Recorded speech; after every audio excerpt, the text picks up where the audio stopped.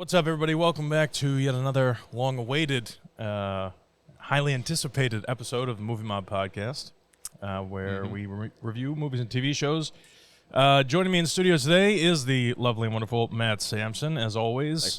Thanks, you should try working on those arms a little bit. Okay, a little small there. You know, back and by there, you know how it Yeah, is. and we should also try putting the mic right in front of your face. Sorry about that. There you go. You look great, by the way. I just want to say, you look, as always. It's bring your friend to work today. I got this nice pimple here. Oh, come on. That I've been bringing. It's been so hot and humid, Matt. I've been wearing the sunglasses. So right underneath, that's right where the sunglasses hit. I got a nice little... But you still look great. Bring my buddy to work, you know? All right. Listen, I appreciate that. Live from Westeros, straight from the Iron Throne, RJ Carrera. Thank you. Here he is. Thank you. You're welcome. No, thank you, sir, for blessing us with your presence. Let's get this. Sure. Let's get this thing going. We're talking about House of the Dragon this week. Talking episode 4, and finally, we see some. I don't think in all of Game of Thrones. Correct me if I'm wrong. I don't think we ever saw some dragon on dragon action. Nah. I don't think so. Right? With the ice dragon, was that dragon on dragon? I guess technically. Did they fight? I don't remember. I forget that whole season. Yeah. Anybody ever want to start? It's been a big week. We had House of the Dragon and then the Alec Baldwin trial. I know we're not going to get off topic here, but Alec Baldwin trial started this week. And at one point during the trial yesterday, he just got up and walked out of court to get a coffee without being dismissed by the judge or anything. I mean, the guy is such a prick. I can't believe it. I feel like that's a big no-go. Yeah, I wanted Maylis to come in and, just pick him up. Oh, And there take you care, go. You know? That's good. That's good. Yeah, thank you. Well, I was going to say, finally, you got your I get wish a thank you in there. I you love when I can do the thank you. Go ahead, go. Well, you got your wish this week with the battle, finally.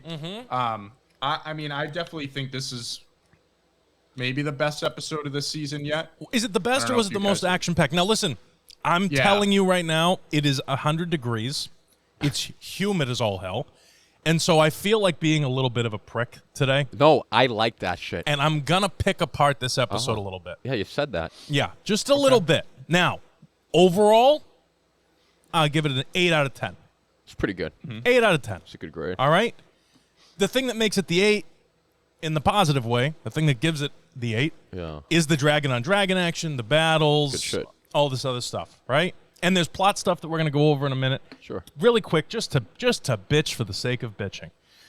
When the Queen Who Never Was, what's her name? Rhaenys. When she shows up on Maylis. Oh, it's good. Fuck, these fucking names. Yeah, it's like they just throw letters together at this point. Anyway, when Rhaenys shows up and she just starts like a kid with a magnifying glass on a hill of ants. She just starts spraying fire all over the hills. It's great. It's great, but it also kind of makes me feel like the same thing that we've been talking about since the very beginning, which is, why doesn't anybody just do that and the war's over? You know? Why does it take so long to invoke the dragon card?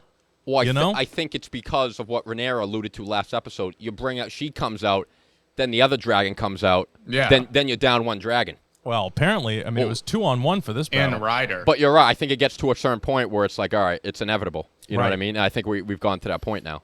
Listen, you're not wrong. Rhaenyra did say in the Rhaenyra did say in this episode, she said, I inherited 80 years of peace from my father, and now I just wanted to be sure that if there was any chance of peace, that we would keep it. Heads were rolling this episode, both metaphorically in like a dream sequence and literally. I'll talk about that too. There's a lot, honestly, there's a lot to go over, more so than previous weeks, in my opinion. I'd love to hear something from somebody who's right on the Iron Throne currently, if that's all right. RJ, what do you think? I was going to say, to the dragon thing, like, I think it's like the nuke. Like, if you drop a nuke, someone else drops the nuke, too, so everyone dies. Yeah, so I think that's why they're being so careful about it. Yeah, I agree with you. I don't think it was the best episode of the season. It was definitely the most action-packed. I think we were definitely craving that. Yes. Wait, so maybe the first episode's my favorite. Both you guys don't think this was the best episode of the season? I think the first one might it definitely scratched the itch. If they hadn't done this episode, I'd stop watching. I'm telling you right now. Because it was really getting to be frustrating. Yeah. That they, I understand you got to build the story. Like, I get it. Yeah. Don't get me wrong, I get it.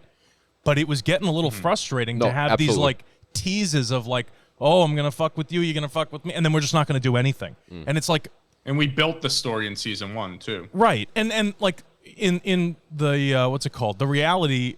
Or in reality, you don't want war. Nobody wants war. This isn't reality. It's fucking Dragonland. You know what I mean? Absolutely. This is like it's right.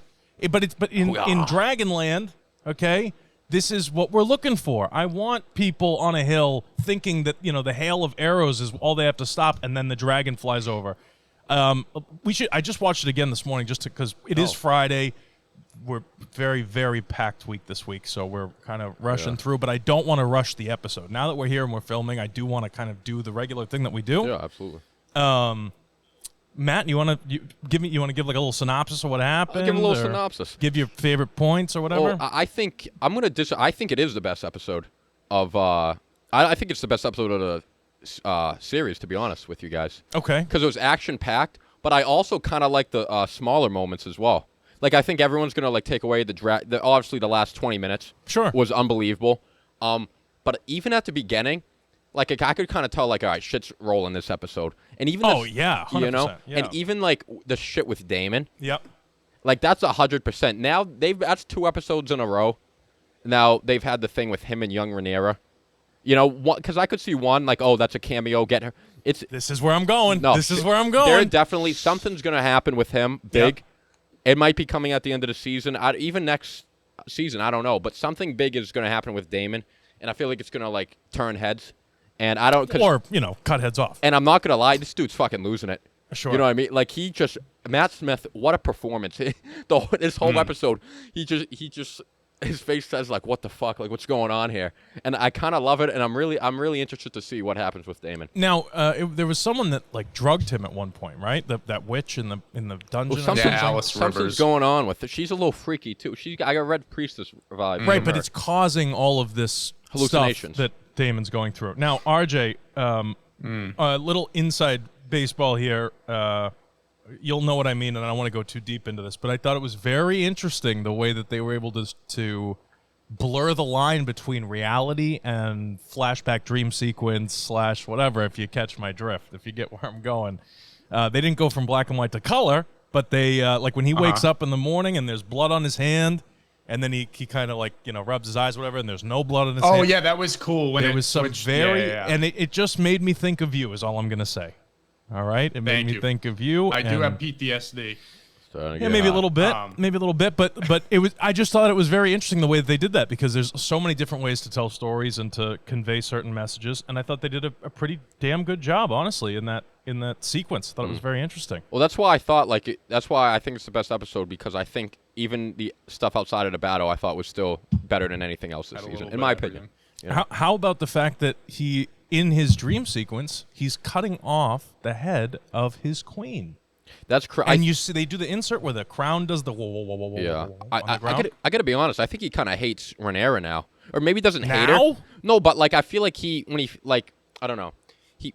He thinks of her. He liked her better when she was like younger. You know what I mean? When he was kind of like. Which is probably why when he dreams, it's always he sees the younger her version. Yeah. You know what I mean? Because now I think it was always like kind of cute, like, oh, she's the inheriting the throne, but like he was kind of always ahead of her. But now it's kind of, I don't know.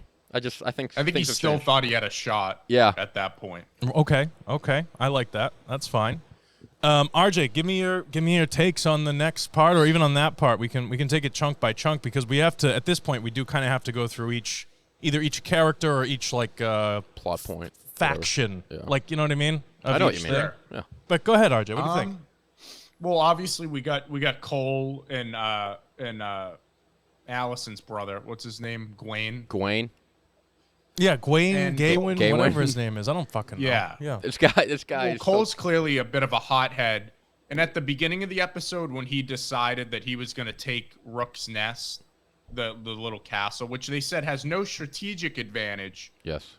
But Cole, obviously, when you see the end of the episode, planned it intentionally to draw the dragons out from Dragonstone, which ended up working. But it's interesting. I do like Cole and Aemon's little dynamic there. They're a little conniving against Aegon.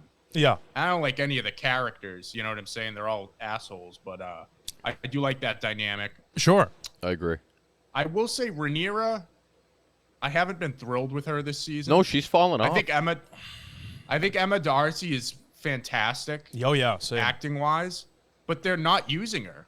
I agree, actually. Like this episode, she comes into the room and they blow over that whole thing with her visiting Allison in 5 seconds. Because it was bullshit, and it wasn't in the story, and so they inserted their own thing, and then they had to just get over it. You know what I mean? Yeah, and I kind of like Jace's moment of like calling her out on her. Yes, shit. I love that. Keep going. And I want to shout out Eden too, because we had asked her in the last episode what happens in the books, that whole sequence there with them meeting, and she said, the problem is they keep pushing Allison, Rhaenyra, and Rhaenys as peace ambassadors, which they aren't in the book. To me, that's a big change, and you can feel it, because like you said, Nick, if it wasn't that way, you wouldn't have that issue with why aren't we just going to war? Sure.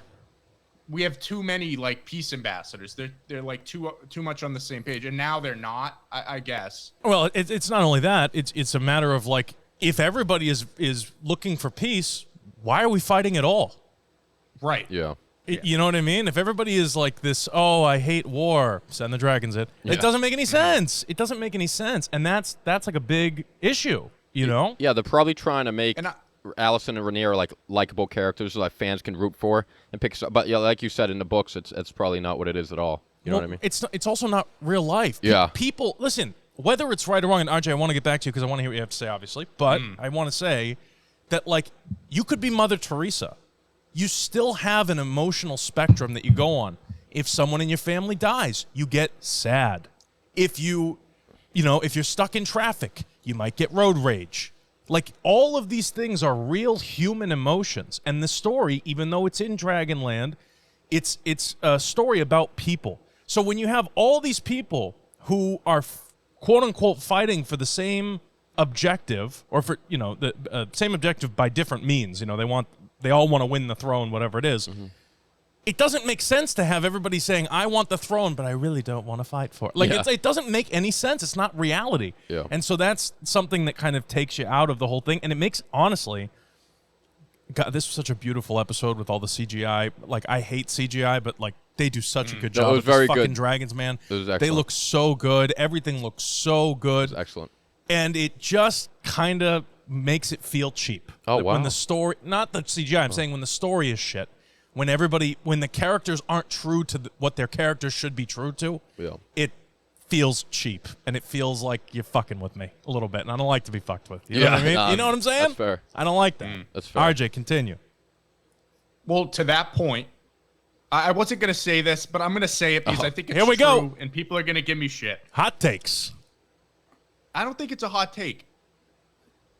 I think, to Eden's point, if that's true and they were the women, the 3 main women, were very aggressive in the books, I think that maybe these showrunners and writers were trying to push it a bit. Oh, the women are going to be the wise ones and the ones who don't like go on emotion and impulse.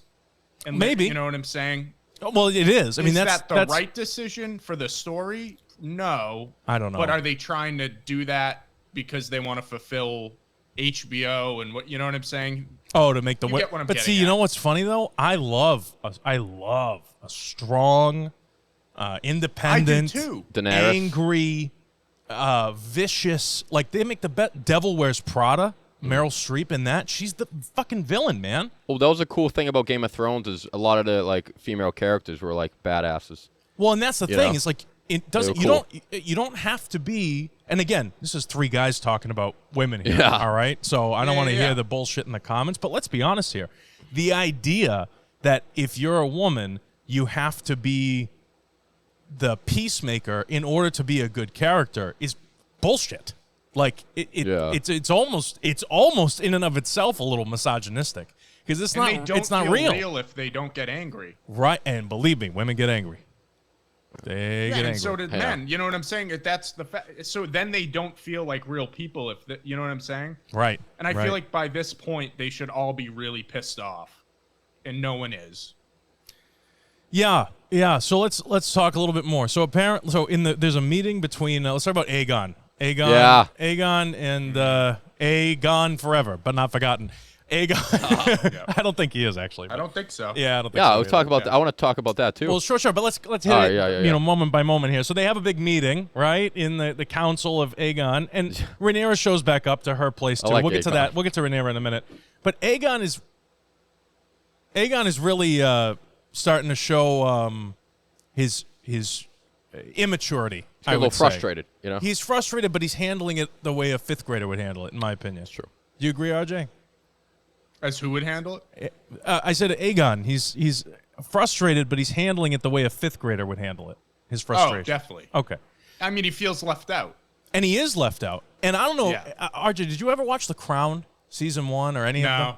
No. Okay. So there's a lot of scenes in The Crown where something will happen in the world, including the death of Princess Diana and stuff like that.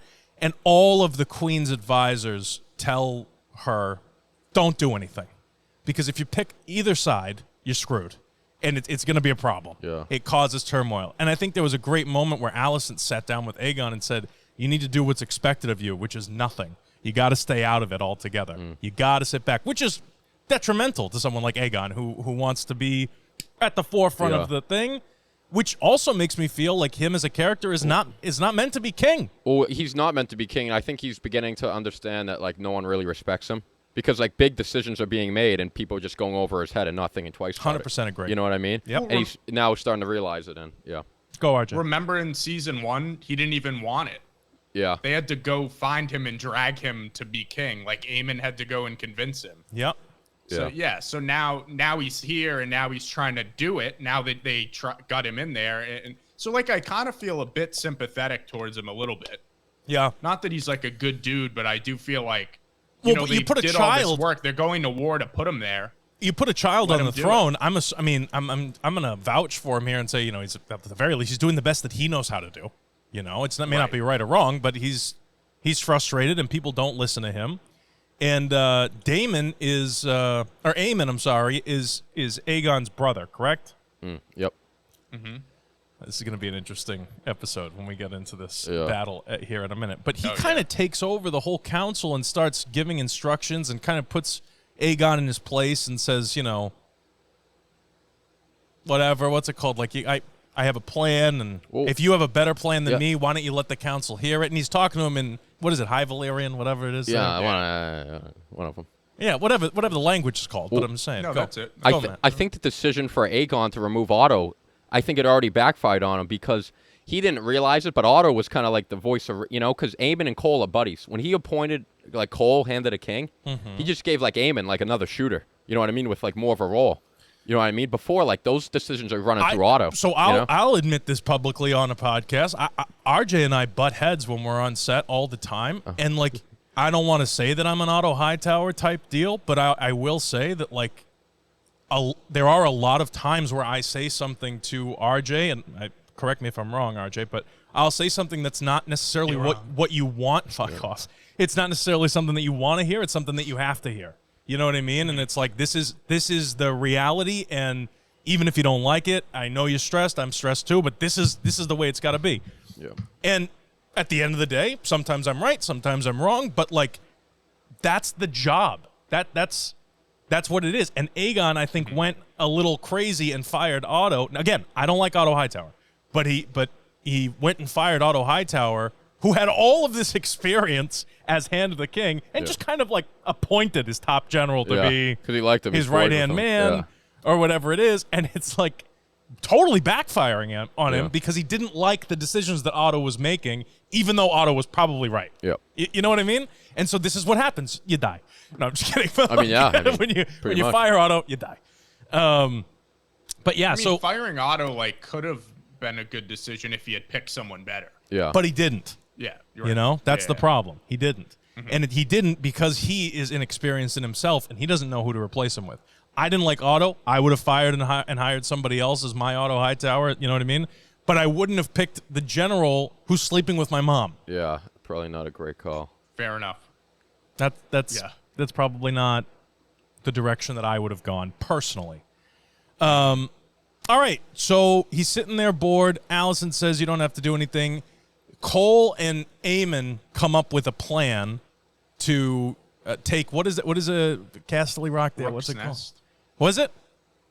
Rook's Nest. Rook's Nest. Okay. Which, great scene. Kind of, it's a little castle in the middle of the forest. Excellent scene. Nowhere. There's nothing around, which I also think is very funny. There's no crops around. No, I like it. It's just a castle in the middle of the woods with a big field in front of it. Just chilling. Beautifully shot sequence. And so now let's flip over to the Rhaenyra side. So she shows back up after trying to make peace with Alicent. Yeah. And everybody's like, my queen, except her son. Like, what's going on here, Mom?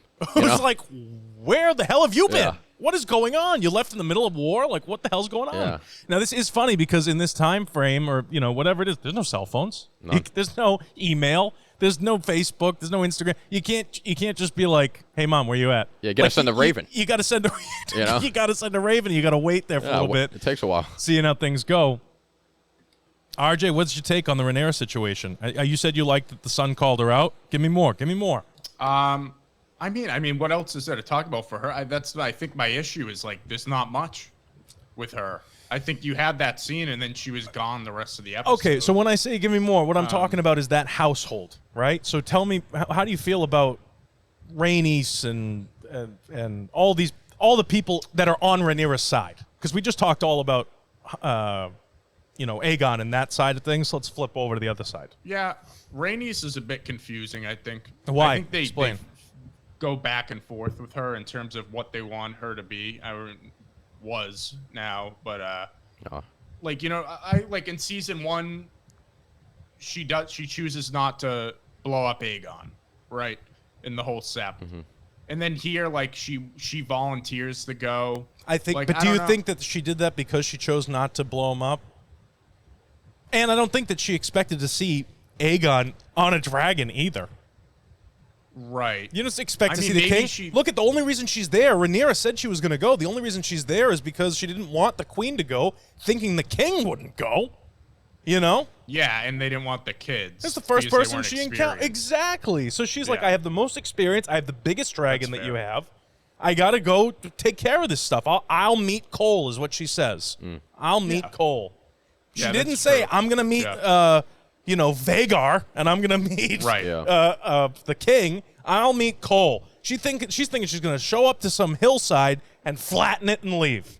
That would have been great. Mm-hmm. It would have been awesome. Would have been a big redub. It would have been that episode in season 7. Oh, the Spoils of War? Yeah, dude, I'm not going to lie. We watched that live at your old house, dude. That was unbelievable, watching that live. Great one. No, that might have been my favorite live watch ever. That wasn't Jaime. You didn't know for a whole week if Jaime Lannister was dead or not. Like, that was crazy. Yeah. Like, that was actually insane. Oh, good times, man. Dude, that was sick. Fuck, that was so Before cool. the dark times. 2017, man. Yeah, so that's a good point. I'll change my kid. tune there on Rhaenys. Turn back the clock. Sorry. But do you get what I'm saying, I guess RJ? Like, you're not wrong, but like no, that was the initial plan, I would say. Yeah. Tell me about this plan with Kristen Cole and Aegon. How'd you guys feel about that? I thought it was pretty clever. I thought it was a pretty good plan. Yeah. Draw in the dragon and then wipe him the fuck out. They just didn't plan on the king coming by. So I'm going to say something here, and I don't know if this is George's fault or if this is HBO or I don't know I just don't know whose fault it is, but I really am not a fan of the fact that Vagar is like the size of a skyscraper. Huge. Yeah, he's the biggest dragon but ever. it just doesn't. Shaq. So like with all of the BS and the hurt and the trauma and the pain that Aemon goes through. Yep. Why not just take over the world? When you have a dragon that big, why not just take over the world? You know what I mean? There's like a lot of things in this show that are maybe not the books. Again, I haven't read the books. I'm going by the show. But there are a lot of things in this series, House of the Dragon, that just kind of are like, oh, well, why is that? Like, I put myself in the character. Yeah. If I was Aemon, there would be no contest for who's going to run the Seven Kingdoms. I have the biggest dragon.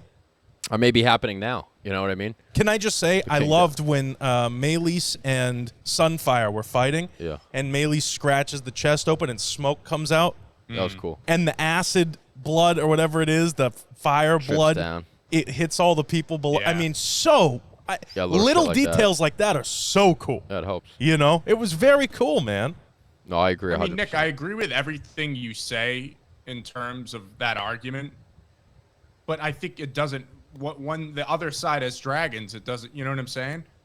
I think that's just that's the cop. Yeah, but they don't. They have it's the equivalent of having a little dinghy. I think Meleese would have won that battle. Bro, to me, it's the equivalent of like the father son and Barry Keoghan in what's his name there in the war movie we like, Dunkirk. Oh, it's like that little boat compared to a United States, the USS, whatever it is. Like it's ridiculous. Dunkirk. I mean, it's like the Vagar is so big. He's big. It makes zero sense why anyone or anything could survive that fire-breathing, flying skyscraper of a thing. Hey, it's like boxing. Sometimes the quicker guys win. You know? Yeah. Well, and I will say, Meleese definitely damaged Vagar. There was a minute where we didn't know what was going to happen. I think it had the upper hand. Yeah. Vagar took some hits. Yeah.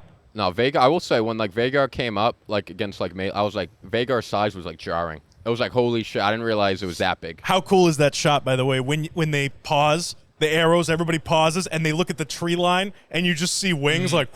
And it was silent, jarring. Dude. I mean, it's so cool. I jumped too. Like I was watching it, but I literally jumped when Rhaenys was. Down. When Rhaenys was flying though, and then Vagar just came in and fucking grabbed him on the neck. Oh, like I was like, holy shit! And he looks back at Rhaenys and he's like, "I'm so sorry." And she gives up. She knows it's over. Yeah, she went out like a G. Like I will say, she was a absolutely. And cool I thought character. It was very cool that like she didn't give up. She could have skirted out of there. She said, "That's attack. what I would have done." She said, "Attack." She's doing the fire breathing. She turns around. She sees the king. She says, "Attack." And then she's leaving, and she looks back over her shoulder and sees that Vagar's still flying, and she's like, she has that moment of like, I'm not done. Yeah, I would have left, but that's me. I would have left too. Yeah, I would have got out. Yeah. Let's say I did some damage, just some fire. You did some things. That and dragon's done. You get out of there with your, you put your smoking tail between your legs. I couldn't think of anything. Get the fuck out. And you get back and you know what I mean? And you recoup. You recoup. And then you come back and you fight again. Nope. Like she was going. She was down. Like and she was going back in for more. And I really appreciated that. Showed loyalty. Like a G. I thought it was great. G6. I think you kind of redeemed her not doing what she did in the end of season 1. Exactly. Yeah. Exactly my point. And I think that Kristen Cole, even though he's a scumbag, God, he's a loser. I think that he actually really wanted Aegon to be king. Like, I think he wanted to. He was visibly distraught. He's like, we have to go get. That was a haunting scene when he touches guys like, hey, we have to go get the king, and just the ashes, like, just fall apart. Yeah. That was actually. And that's Gawain, right? Like, he goes up. He goes. No, I don't know if that's gay. I think it's just. Gawain, we got to get the king. Or... I think it was just a Randon. Oh, okay. Fair enough. It was a Randon. Yeah, it was a Randon. But like you could tell, like Aemon was gonna pretty much murdered his brother, and was gonna pretty much. And he literally looked his brother in the face. Yeah, his brothers was like, "Oh, thank the gods," and then he lit him up. Yeah, what are we doing? Bring him out. Bring him out. I think that can't be payback for the whore. That can't be payback. I think it's all of it. You know, just he doesn't like him. Yeah, he's over it. Yeah, he's done. Like, would he have breathed fire on him if it wasn't the two of them going at? I think he saw an opportunity. Yeah. He goes, I can kind of like play this off as like, oh, I was going at that one.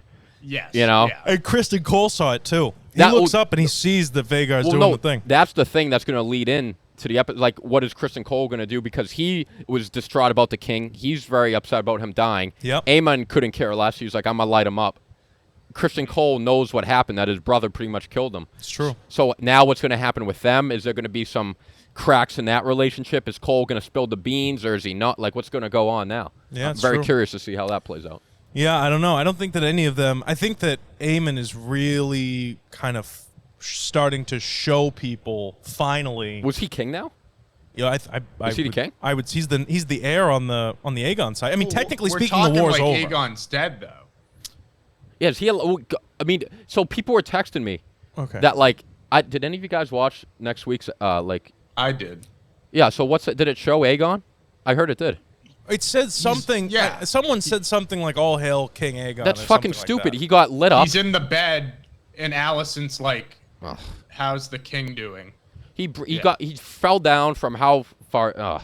Well, listen, if you're one of these blonde, bleach blonde people, you can't get burned, right? Like that's the whole thing from House of the Dragon. Like that she comes out of the fire thing with her baby dragons. I feel like he still took some hits though, Yeah, I mean, I think fell from a high distance. You know? I would at say least so. with the Rhaenys one, like she fell backwards and the dragon like literally landed. On she's her. gone. The dragon was also dead. Yeah. I think that if Aegon's dragon isn't dead, like I could see it being a thing like it protected its rider when it was falling, and that you know what I'm saying, like it kind of like put him under his wing, and then you know like something like that they could get away with maybe. If that's the case, then he's going to be pissed at his brother. I mean, there's going to be something there. Unless he's just like in a coma. He's not going to be well. Unless he's just like in a coma and like can't remember like what happened and shit. And Aemon's like, oh shit, is he going to remember? You know what I mean? Like I wonder how they're going to go with it. If he doesn't make it, I think Aemon would be the pick, right? Yeah, I mean, who else would it be? Right? The eldest brother. Yeah. Unless technically tries to speaking, that other. Technically speaking, the war would be over and Rhaenyra would be queen. That was the whole thing. Yeah. Am I wrong? I mean, yes, but I think at this point they would continue to war with Aemon. You know? Once the king died? The whole point of it was who gets to sit the Iron Throne. Yeah. The king died. I think they're in too deep now. now. But I think it's like one side's gonna go all out. Yeah. I mean, that's fair. Yeah, That's fair. Yeah. I'm obviously so here's I just realized this. Rhaenys is not able to make it back to say that she finished the king. Yeah, I don't know. Maybe so they hear word. They won't even know. They won't even. I mean, maybe the ravens will be sent. sent. Send a little raven. You think someone's gonna send a raven? Yeah, one of those rat Maybe. catchers. Yeah, send a raven. But I'm just saying, like, Gay win. yeah, whatever it is, he probably fled the coop. Yeah, he got out. But like, come on now, that's a little crazy. I thought the best sequence, obviously during the battle, the best like shots were when Meleys scratches Vhagar. And he kind of goes down for a minute, and he's walking on the soldiers. Yeah. And crushing. I thought that. I mean, it just looks so good. No, it was good. It was very, very, extremely well done. I loved. RJ, what's the name of the place again? Castle Rock. What's it called? The one with the arrows. Brooksby Village. Brooksby Village. Yeah, that one. Yeah. Righto. I really liked the arrows, you know, good arrows. They were doing good arrows. It's like the elves in Lord of the Rings. It was good arrows. It was a good arrow moment. You know? I liked it. I don't know. I think that the reality is, it's I don't know. There's a lot of plot holes. I don't know where we're at. It's 1,000 degrees. What are you thinking? Give me more. Honestly, like at this point, it's not Game of Thrones. It'll never be Game of Thrones. I'm just kind of taking it for what it is. Sure. Like a completely different show in Westeros. And it's a good show. I enjoy it. I don't think it's close to Game of Thrones. I also think we were just so much more invested in Thrones because I just think all of it's better. I mean, that was George's, original. I don't know. I'd say I'm pretty invested in this. Well, no, and the source material was so much larger. I'm invested, but I was definitely much more invested in Thrones. Like when characters died in Thrones. I agree with that. Like that fucking bothered me for weeks. Right. Like I'm still not over Robb Stark. You know what I mean? Matt, it has to do what you said last week, though, is you had characters to root for yes. that you liked. Exactly. Sure. Like Rhaenys, like when she dies, I'm like, oh, like she was cool. I'm not losing sleep over it. You know? I'm not losing sleep either. And I thought it was a cool way to die, too. See, that's the thing is they gave her this, like, hero's death, and so you feel closure. Yeah. You know? Well, no, I'm like, she was cool, man. That sucks she's gone, but, like, not losing sleep. Robb Stark, let's say what you want, man. That one cut deep. I'm still not over it. That was the Red Wedding or whatever, right? Red Wedding? Yep. Yeah, that was that one. Yeah, that was crazy. Yeah. Because I know. I don't know. Go ahead, RJ. Go. I was going to say, to go back to talk. So let's say if Aegon doesn't survive, right? I don't think he will. You would think Aemon would be next up. But then I think back at how Otto left, and he told Alicent that he was going to get the third brother in Old Town. Oh. I wonder if Otto, in Number this 3. situation, will try to pump that kid in. Hey, I'm for it. More family drama, I'm in. Yeah. Because we need to see Otto. It's been a little bit. It has been a little bit. And who's going to take where are the Hightowers of Castle Rock, right? Or no, Hightowers are High Garden. Lannisters are Castle Rock. The Hightowers are Old Town. Okay, whatever. There's so many fucking places. High Garden is Those are Tyrells. The Tyrells. I love that old lady from the Tyrell. Olenna? She's great. She was very cool. That's the thing, too. Game of Thrones had, like, a lot of, like, real smart, like, players. Tyrion, Tywin, Olenna, Baelish, Varys. I feel like everyone in this show is a fucking idiot, you know? Yeah, they're not very rational. It is a bunch of, like, kind of, like, pretenders. Yeah, Thrones, you had players like these, like real, true, you know? Thrones. You had some real, like, political, adversarial, Tywin, Olenna, like really. Stannis. Yeah, Talks about Stannis. This is like He's watching. great. This is like watching a bunch of kids run around and like beat each other up, and like they're just mad at each other to be mad at each other. Yeah, it's like dumb. Yeah, no. They literally have the world by the balls, and they can't just get along and like have a good time. Yeah, you know. Yeah, if they didn't have the dragons, everyone would be dead. I don't know. Yeah. They'd be all idiots. Yeah. I mean, dragons give them power. I'm with you, Nick and Matt. Oh. I'm invested in the show, but it's not Game of Thrones, and I'm kind of aware of that. Yeah, just take it for what it is. I'm my expectations as so. Yeah, I agree. Yeah. But I am slightly concerned. Oh. I just, because we talked about this kind of earlier, all the characters, they're introducing more. It's just like, if it's shaky now, it's going to get shaky later.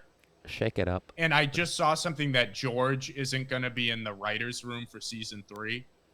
I don't like love that. I don't love that either. Dude, Miguel already left too. Miguel, what's his sub? That was a bad sign from the beginning. Yeah, he's like the guy. I do think. I don't know. Maybe they see the writing on the wall. I did like that Alan Taylor directed this episode. He always does he's the battle episode. Yeah, no, he's a good guy. See, this was episode 4, right? Yeah, halfway. I feel like if they had eliminated episodes 2 and 3. Oh no, episode 2. If they had eliminated episode 2, and they had done 1, 3, 4, I'd be happier. But they had so much of this like build-up crap that it didn't. It just. And it wasn't interesting or clever or witty. You know what I mean? It wasn't overly done well. It was just kind of whatever. Right. I think either episode 2 or episode 3. They could have just honestly, they could have just eliminated. They could have taken care of that whole Rhaenyra, Alicent scene if Rhaenyra sent a raven or something with some message, like the book, the page of the book or something they tore out when they were kids, like something from season 1. Would have been a great like callback moment, an olive branch moment. That's nice. That Alicent could have like opened and tossed in the fireplace, and we would know that there's like there's no other chance. I kind of like that. She looks at it, she goes, "That's over." But in the fire. Instead, it's this roundabout bullshit, crazy, not realistic way to like have her dress like a nun, the queen, and go over. Like it just didn't make any sense. No, and that was not good. If it had all been reduced to one scene in episode 3, or episode 2 even, and then we just got right to this battle and focused on the real moving parts of the story, I feel like it would have been better. Maybe I'm wrong, but I No, I think it's fair. I don't know. I can't even imagine being George. Can you imagine being George? He's probably rolling in his. Well, he put out a blog post the other day. Oh, that's nice. And he was like commenting like, "I love all the actors," but then he also said some stuff that he disagreed with, and he kind of said that the book lore and the show lore are separate things, which is funny because he's never said that before, and I think now he's trying to separate it a bit. Well, yeah, no shit. It's not his story anymore. Yeah. Right. Makes sense to me. Yeah. I mean, you can't win. No, it's still. Whenever you're adapting something, people are going to be unhappy. No, but I think for the most part, it's been good. No, it's still good. I still enjoy it. I put it this way: I still look forward to it, and I can't wait to watch it and talk about it. Agreed. So I mean, in that aspect, that's good. Yep. Yeah. It's just not Game of Thrones, which is fine. Okay, so here's the question of the week. Oh, nice. Where do we go from here? What happens with episode 5 now? We got 3 episodes left. What happens? I think we might like take a step back. There might be like some undressing of like what just happened. How's the king doing? Does he remember what Aemon did? Kristen Cole, what's he gonna say? Some more Daemon shit. Maybe we see Otto in Old Town. I think that's what's the next move? Because the king's down for the count. Where do we go from here? Who's in charge? Who's calling the shots? Yeah, and I think too, with only 8 episodes, like they better like gotta move quick. Yeah. Figure out what's going on with Aegon in this next episode. I don't want the rest of the season to be, is he gonna live or die? Yeah. Like, either way, we figure it out next episode. Yeah, and whatever. Whatever. It doesn't matter. I want to see. I want to see Vhagar. Shut up. I want to see Vhagar go down. Oh. Me too. I kind of do. I want to see the big guy fall. I can't figure out story-wise what would be more interesting if he dies or lives. Because if he lives, well, he's not in game. See, this is the thing. This is the thing. And again, I don't mean to cut you off. Yes, they all have to die eventually, but it's only a couple hundred years before the start of Game of Thrones. Yeah. It's not like thousands of years before Game of Thrones. This is like a couple hundred years. None of these characters are in Game of Thrones. They might talk about them, but none of them survive. Is it 300 years? Yeah. Is that what it is? 200. And the first 300. episode of season 1 says 150 years before. Okay. And then in the show notes, I realized that they dropped it to 200 years before. Okay. Like the description of the show, it says 200 years before the events of Game of Thrones. But in season 1, episode 1, it says 150 years before the birth or whatever of Daenerys Targaryen. I like Daenerys, man. Yeah, I like Daenerys too. But I'm saying like I almost want everybody to die in the show because that's the end point. Well, I feel like you pretty much just that's everyone's just gonna end up killing each other. Which is fine, but let's do it already. What are like we doing? Dressing like a nun? Let's fucking go. I feel like not a lot of these guys are gonna be dying peacefully in bed. Yeah. That's true. It's 200 years. 200. 172 years before the birth of Daenerys. See? 172 years. Right on. That's not that long, dude. No, it's not. 72 years is a lifetime. Yeah, it's true. All of it. Right. I'm just saying. So that's only 2 generations. That means that means that if what's Rhaenyra's son, the one that was like, where are you? Where were you? Jace. Is it Jace? Jace? So if Jace has a kid, he would live into the birth, supposedly. If he doesn't, die in battle or something. Yeah. Well, considering his hair color and how Daenerys's siblings look. Oh, hey. He doesn't. Oh, come on, man. Right. But you get what I'm saying, though. Yeah. So, and who is Daenerys supposed to be related to, by the way? Like, who are we supposed to... Because I'm trying to figure it out. The Mad King, right? That's her father. Who is the Mad King, though? Her father. No, what's the Mad King's name, dude? That's what I'm saying. What's his name? Viserys, also, I think. So there isn't a current... Like, there's no Viserys birth. That would be a great way to end this series, and then you drive right into... the Mad King. Game of Thrones. Her brother's name is Viserys, right? Yeah, Viserys and... brother is Viserys. The fucking other one who hooked up with Lyanna. Greyjoy? Who everyone talks about. No, she has another brother. That everyone loves. Aerys is the Mad King. Okay, yeah, Aerys. So yeah, if Aerys. I mean, if I look up a family tree, it's gonna tell me who's gonna grow. No, I know, and I don't. That's the thing is, I don't know. I'd rather speculate than look it up, and it's more fun because otherwise this whole thing's a waste of time. Yeah, you know what I mean? I agree. No, it's more fun than just to bullshit and not know. You gotta think though. If I had to guess, it's probably gonna be like Rhaenyra and Daemon's kids, probably. Okay. That's where the line's gonna come from, because she has like 3 little kids with him, right?